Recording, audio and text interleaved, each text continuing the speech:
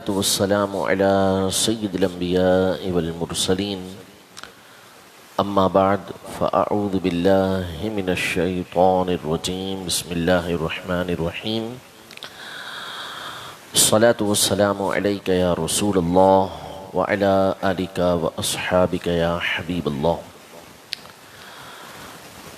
حضرت سیدنا سعد رضی اللہ تعالیٰ عنہ ایک مرتبہ نبی پاک صلی اللہ علیہ وسلم کی بارگاہ میں حاضر ہوئے اور عرض کی کہ میری والدہ کا انتقال ہو گیا ہے، اگر ان کو وصیت کا موقع ملتا تو وہ وصیت کرتی، یعنی کسی نیک کام کا حکم ارشاد فرماتی، تو کیا میں ان کو اگر میں کوئی نیکی کا کام ان کے لیے کروں تو ان کو فائدہ ہوگا؟ تو نبی پاک صلی اللہ علیہ وسلم نے فرمایا ہاں. پھر عرض کی کہ میں کیا کروں ان کے لیے؟ تو آپ علیہ السلام نے فرمایا الماء، یعنی پانی کا کنواں یہ کھدوا دو. تو حضرت سعد رضی اللہ تعالیٰ عنہ نے پانی کا کنواں کھدوایا اور اس پر لکھوا دیا کہ یہ ام سعد کے لیے ہے، یعنی اس کا پانی پینے کی وجہ سے جو ثواب ملے گا وہ حضرت سعد رضی اللہ تعالیٰ عنہ کی والدہ کو ملے گا. یہ حدیث پاک کا خلاصہ مفہوم میں نے آپ کے سامنے عرض کیا. یہ صحیح حدیث مبارکہ ہے. اس پر علماء نے لکھا کہ اس حدیث پاک کی روشنی میں امت کا اس پر اجماع ہے کہ جو شخص اپنے مرحومین کے لیے ایصال ثواب کرتا ہے، یعنی ثواب پہنچانے کا کوئی کام کرتا ہے، تو اللہ پاک اس کے مرحومین کو اس کا ثواب پہنچاتا ہے، یعنی ان کو اس کا فائدہ پہنچتا ہے. اب یہاں نبی پاک صلی اللہ علیہ وسلم نے پانی کا کنواں کھدوانے کا حکم ارشاد فرمایا. اس کے تحت علماء نے ارشاد فرمایا کہ اس کی وجہ یہ ہے کہ اس وقت لوگوں کو پانی کی حاجت تھی، لہذا نبی پاک صلی اللہ علیہ وسلم نے ان کو پانی کا کنواں کھدوانے کا حکم ارشاد فرمایا. اس سے یہ واضح ہوا کہ جہاں جس چیز کی ضرورت ہوتی ہے اس چیز کے اندر خرچ کرنا یہ افضل صدقہ ہوتا ہے. جہاں جس چیز کی حاجت ہے اس حاجت کے اندر آپ اگر صدقہ کرتے ہیں، اللہ کی راہ کے اندر خرچ کرتے ہیں، تو یہ افضل کام کہلاتا ہے. یہ احادیث طیبہ کے اندر موجود ہے. اگر ہم حدیثوں کو دیکھیں تو مختلف حدیثیں موجود ہیں جن کی روشنی میں ہمیں پتہ چلتا ہے کہ یہ صدقہ افضل قرار پاتا ہے. ایک تو یہی کہ جس چیز کی ضرورت ہے، جس چیز کی حاجت ہے، لوگ جس چیز کے حاجت مند ہیں اس میں خرچ کرنا. کہیں قحط پڑا ہوا ہے تو کھانا تقسیم کرنا. مہنگائی جیسے ہمارے یہاں بہت زیادہ ہو گئی، لوگ پریشان ہوئے اس وجہ سے. اب اگر کوئی سستی چیز بیچتا ہے یا ان کی حاجت کی چیزیں ان کو دیتا ہے تو یہ افضل کام کہلائے گا. کسی جگہ پانی کی قلت ہے، اب پانی کا صدقہ کرتے ہیں، کنواں کھدوا دیتے ہیں، کوئی بھی ایسا کام کروا دیتے ہیں کہ ان کی حاجت پوری ہو جاتی ہے، تو یہ افضل صدقہ قرار پائے گا. کہیں مسجد تعمیر ہو رہی ہے، وہاں حاجت ہے، وہاں خرچ کرنا یہ افضل صدقہ کہلائے گا. اسی طرح اپنے گھر والوں کے اوپر صدقہ کرنا.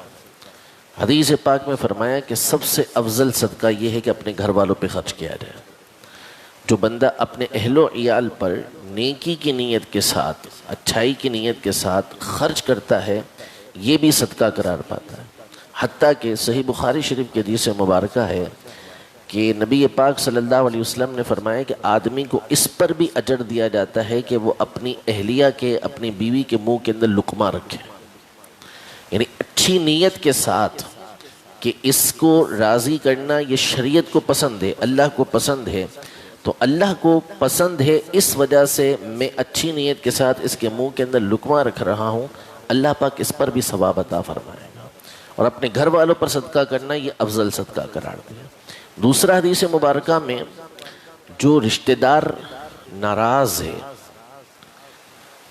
اس کو صدقہ کرنا یہ افضل ترین صدقہ قرار دیا گیا. یعنی اگر آپ عام کسی شخص کو صدقہ کرتے ہیں جو ضرورت مند ہے، حاجت مند ہے، اس کی حاجت کو پورا کرتے ہیں، اس میں آپ کو ایک ثواب ملے گا. اور اپنے رشتہ دار کو صلہ رحمی کی نیت سے آپ خرچ کرتے ہیں، اس کے اوپر اللہ پاک دگنا ثواب عطا فرمائے گا. آپ کے چچا ہیں، آپ کے ماموں ہیں، آپ کی پھوپھی ہیں، آپ کی خالہ ہیں، دادا دادی ہیں، نانا نانی ہیں، آل اولاد میں سے کوئی ہے جو حاجت مند ہے، آپ نے اس کی مدد کی نیت سے، صلہ رحمی کی نیت سے اس کو دیا، اللہ پاک دوسرے کے مقابلے میں صدقہ کرنے پر آپ کو ڈبل ثواب اس کا عطا فرمائے گا۔ یہ حدیث پاک کے اندر موجود ہے۔ اور اگر وہ رشتہ دار ایسا ہے کہ اس کے دل کے اندر آپ سے ناراضی ہے، تو چونکہ اب بندے کو اس کے اوپر خرچ کرنا اور دشوار ہوتا ہے کہ یہ مجھ سے ناراض بیٹھا ہوا، میں اس کے اوپر صدقہ کروں، تو اب اس کے دل کے کینے کو دور کرنے کے لیے، اس کی ناراضی کو دور کرنے کے لیے بندہ جب اس پر صدقہ کرتا ہے تو اللہ پاک اور زیادہ ثواب عطا فرمائے۔ یہ بھی حدیث پاک کے اندر موجود ہے۔ تو میں تو کئی مرتبہ نصیحتیں کر چکا ہوں، سمجھا چکا ہوں کہ جب خرچ کرنا ہو تو ایسے ہی افراد پہ خرچ کیا کریں، تلاش کر کے خرچ کیا کریں۔ بہت ساری حدیثوں کے اندر ہم نے پڑھا ہے کہ یہ افضل، یہ افضل، یہ افضل۔ قرآن پاک فرماتا ہے کہ وَتَعَاوَنُوا عَلَى الْبِرِّ وَالتَّقْوَى، بھلائی اور نیکی کے کاموں میں ایک دوسرے سے تعاون کرو۔ جو اچھائی کا کام کر رہا ہے، بھلائی کا کام کر رہا ہے، اس کی کسی بھی طرح سے مدد کرو، چاہے وہ مالی ہو، چاہے وہ جسمانی ہو، چاہے وہ زبان کے ذریعے نصیحت کرنا ہو، کسی بھی طریقے سے اس کی مدد کرو۔ آگے فرماتا ہے وَلَا تَعَاوَنُوا عَلَى الْإِثْمِ وَالْعُدْوَانِ، جو گناہ اور زیادتی کے کام ہیں اس پہ خرچ مت کرو، اس میں ایک دوسرے سے تعاون مت کرو۔ کوئی گناہ کر رہا ہے، کوئی برائی کر رہا ہے، اس کے ساتھ تعاون کرنا، خود آپ برائی نہیں کر رہے لیکن اس کے ساتھ تعاون کرتے ہیں تو یہ بھی حرام ہے، یہ بھی حرام ہے۔ اب صدقہ کرنا افضل وہاں ہوا کہ جہاں پر ضرورت تھی، جو آپ کے گھر والے تھے ان کے اوپر آپ خرچ کرتے ہیں، یہ افضل صدقہ ہوا۔ جہاں آپ کے رشتہ دار تھے حاجت مند، ان پر صدقہ کرنا یہ افضل ہوا۔ جس کے دل کے اندر ناراضی تھی، جس رشتہ دار کے لیے، اس پر صدقہ کرنا افضل ہوا۔ لیکن یہ میں نے کہیں نہیں پڑھا کہ جو پروفیشنل ہو ان پہ خرچ کرنا یہ افضل صدقہ ہو، ایک کسی کتاب کے اندر نہیں پڑھا۔ ہاں اتنا پڑھا ہے کہ بڑی بڑی کتابوں کے اندر تک آخر دور میں بہار شریعت جو مشہور کتاب، اس میں لکھا ہے کہ جو پروفیشنل، یہ جو پیشہ ور بھکاری ہوتے ہیں، ان کو دینا یہ حرام ہے، ان کو دینا یہ حرام ہے۔ یعنی جو اس بات پر قادر ہیں ان کو کوئی حاجت نہیں ہے، صرف مال بڑھانا مقصود ہے، صرف زیادتی کرنا اپنے مال کے اندر مقصود ہے، ان کو کوئی حاجت نہیں، ان کے سارے کام پورے ہو رہے ہیں، یا وہ کمانے پر قادر ہیں اور کما سکتے ہیں، اگرچہ فی الحال نہیں ہے لیکن کمانے پر قادر ہیں، ان کو دینا یہ حرام ہے۔ اس لیے کہ قرآن فرماتا ہے کہ تم زیادتی اور گناہ کے کاموں پر ایک دوسرے سے تعاون نہ کرو، اور ان کا مانگنا یہ حرام ہے۔ حدیث پاک میں ارشاد فرمایا جو اپنے مال کو بڑھانے کے لیے کسی سے سوال کرتا ہے، مانگتا ہے، تو قیامت کے دن اس طرح آئے گا کہ اس کے چہرے پر گوشت کی ایک بوٹی بھی نہیں ہوگی، ذلیل اور رسوا ہو کر آئے گا۔ اور جو مانگتا ہے حالانکہ اس کو ضرورت نہیں ہے، خود کما سکتا ہے، قادر ہے، تو ایک حدیث پاک کے اندر ارشاد فرمایا کہ گویا ایسا ہے کہ منہ کے اندر انگارہ رکھ رہا ہے، اب وہ حرام کام کرے اور آپ پھر اس کے ساتھ تعاون کریں۔ تو مجھے حیرت ہوتی ہے اس پر کہ دنیا کو چونا لگانے والوں کو یہ لوگ چونا لگا کے چلے جاتے ہیں۔ یعنی اتنے سمجھدار لوگ کہ ساری باتیں آ کے ہم سے پوچھیں گے، لیکن میرے کو جب سے امامت کر رہا ہوں یہاں پر 20 سال، یہاں تقریباً 20 سال 21 سال ہونے کو آ گئے، تو میں کوئی 20 مرتبہ سمجھا چکا ہوں اس حوالے سے کہ بھائی خدا کا خوف کریں، آپ کیا کرتے ہیں، آپ کیسوں کو دیکھے ہیں اور کس طرح دیتے ہیں، آئے 200 روپے دے دیے، 500 روپے دے دیے، بے تقسیم کر لینا، اب کیا کر رہے ہیں؟ اب آپ دیکھیں، آپ تھوڑا سا باہر نکلے، اب یہ میرا لائیو بھی جا رہا ہے یہاں پر، میں کیا بات کروں، باہر نکلیں آپ، یعنی روز بروز تعداد بڑھتی جا رہی ہے کہ نکلنا بندے کا دشوار، اور یہ صرف یہاں کا معاملہ نہیں، ہر جگہ کا معاملہ ہے۔ ہماری عقلیں گھاس چرنے کے لیے چلے جاتی ہیں، یعنی دنیا کو ہم سمجھائیں، ہر چیز سمجھتے ہیں، لیکن پتہ نہیں ہماری عقل کہاں چلی جاتی ہے کہ اتنا ہم نہیں سمجھتے کہ آپ لوگ رمضان کے بعد ایک بڑی تعداد یہاں نہیں ہوگی لیکن یہ پابندی کے ساتھ ہوں گے، ہماری چھٹی ہو سکتی ہے، ان کی چھٹی نہیں ہو سکتی، کیوں؟ اس لیے کہ نیکیوں کا حریص ہم لوگ نہیں ہیں، دنیا کے مال کی طلب ہمیں ہوتی ہے، تو کوئی بھی ہوگا وہ دنیا کمانے کے لیے آ جاتا ہے۔ تو مہربانی کریں، عقل و شعور سے کام لیں، سمجھداری کے ساتھ کام لیں۔